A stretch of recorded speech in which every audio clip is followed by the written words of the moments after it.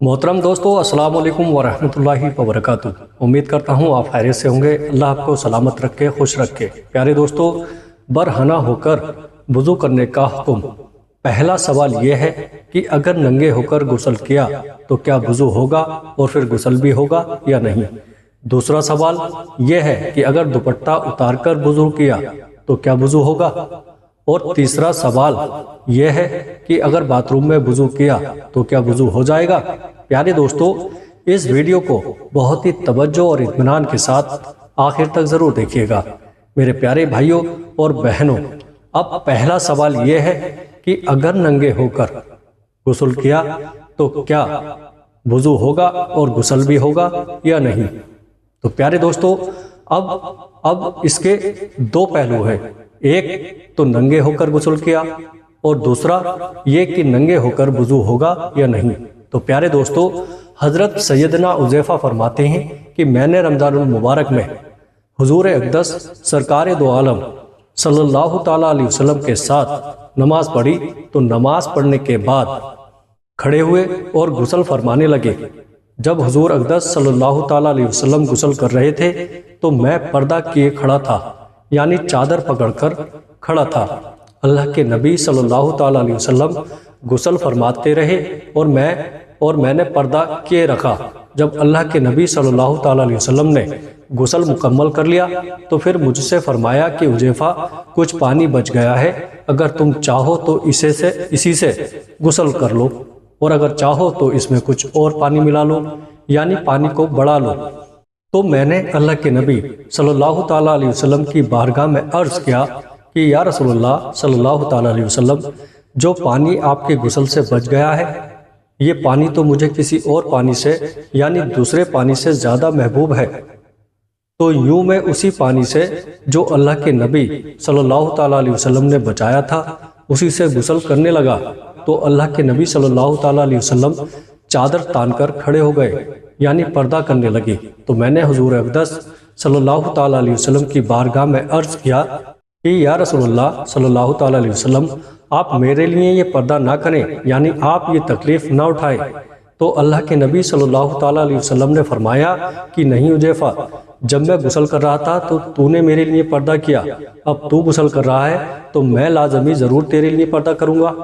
तो ये जो नंगे होकर गुस्ल करना या इसके जो मसाइल हैं, ये उस वक्त था जब तक हमारे यहाँ बाथरूम या टॉयलेट का रिवाज नहीं आया था, यानी लोग बाहर नल के नीचे नहाते थे। इसी तरह देहात में होता था और इसी तरह शहरों के अंदर भी नल के नीचे नहाया जाता था। और अब जहाँ नलका लगा होता था उसके चारों तरफ कोई चारदीवारी नहीं होती थी, यानी पर्दा नहीं होता था। तो जब से बैतुल खला बने हैं उस वक्त से चादर तानने वाला मसला ख़त्म हो गया है। अब आप मुकम्मल तौर पर अपना लिबास उतार कर गुस्ल कर सकते हैं। पहले हमारे जो बुजुर्ग थे वो क्या करते थे कि जब वो गुस्ल करते थे तो एक चादर तान लेते थे और गुस्ल करने वाला भी कोई ना कोई लुंगी या बांदी से अपने पर्दे का एहतमाम कर लिया करते थे। और इसी तरह औरतें चारपाई खड़ी कर लेती थीं। लेकिन इन सब में कई मसले थे कि अगर गुजरते हुए किसी शख्स की नज़र पड़ जाती तो देखने वाला तो गुनहगार हो जाता और साथ में जिसका सतर देखा जा रहा होता, अगर वो उसको देख लेता तो वो भी शर्मिंदा हो जाता। इसी तरह चादर अगर तनी हुई होती तो चादर गिर जाने का इम्कान भी बराबर लगा रहता। लिहाजा इन बातों को या अंदेशों को जहन में रखकर हमारे बुजुर्ग वो नहाते वक्त लुंगी बांध लेते थे। लेकिन आजकल हमारे यहाँ टॉयलेट है, वॉशरूम है, बाथरूम है, इनकी चार दीवारी होती है और इनके साथ दरवाज़ा होता है।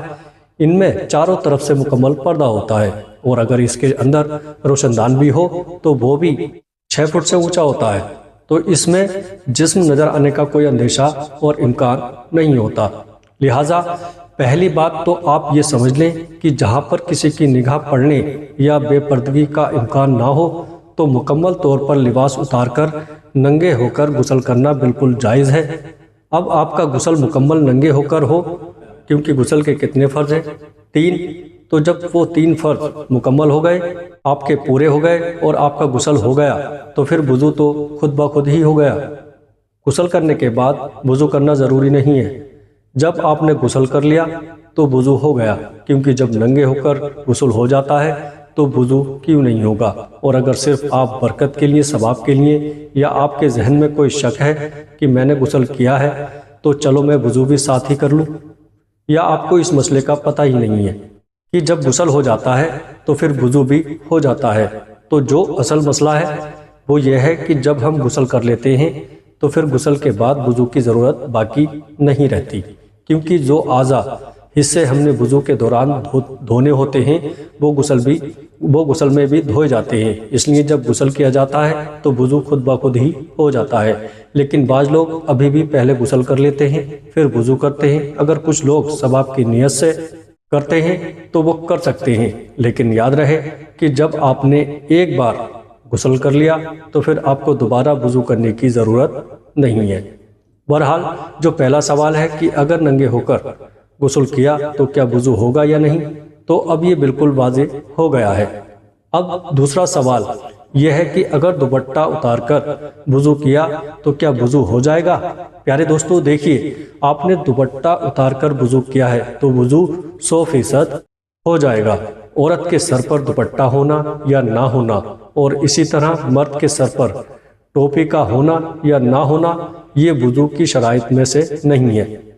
واش روم یا بیت الخلاء میں سر ڈھانپ کر جانے کو اس لیے بولا جاتا ہے کہ مثال کے طور پر اگر آپ کو اللہ تعالیٰ نے بڑا گھر دیا ہوا ہے اور آپ وضو کے لیے باہر جگہ بنائی ہوئی ہے تو ایسی جگہ عموماً خواتین اپنا دوپٹہ اتار کر لٹکا دیتی ہیں اور آرام سے سکون کے ساتھ وضو کر لیتی ہیں، تو اس میں کوئی مذائقہ نہیں ہے۔ اسی طرح مرد حضرات بھی بغیر سر پر ٹوپی رکھے وضو کرے تو وہ وضو کر سکتے ہیں۔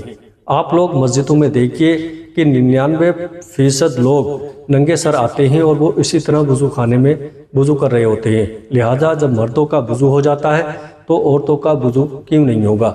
یہ جو بات کہی جاتی ہے کہ سر ڈھانپ کر وضو کریں، وہ اس لیے کہی جاتی ہے کہ ہمارے یہاں ایسا بہت کم انتظام ہے کہ وضو خانہ علیحدہ الگ ہو یا وضو کے لیے ٹوٹی الگ لگی ہوئی ہو جہاں وضو کیا جائے، یا یہ کہ ایسا بھی کم ہوتا ہے کہ بیت الخلاء الگ ہو اور نہانے کی جگہ علیحدہ ہو۔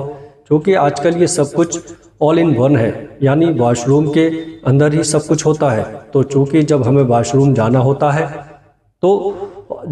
ہوتا ہو تو واش روم کے لیے سنت یہ ہے کہ سر ڈھانپ کر جائیں۔